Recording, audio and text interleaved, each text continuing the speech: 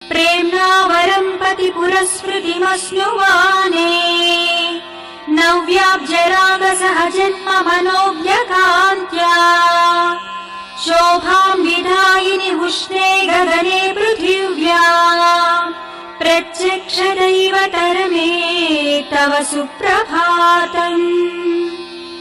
कृष्णाग्रजेन जगति परिरक्षणार्थम् संस्थापितोऽत्र दिविषत्कनसेव्यदेशे छायाभिनीस सहचर्युषशयासनाथा श्रीहर्षवल्यधिपते तव सुप्रभातम्।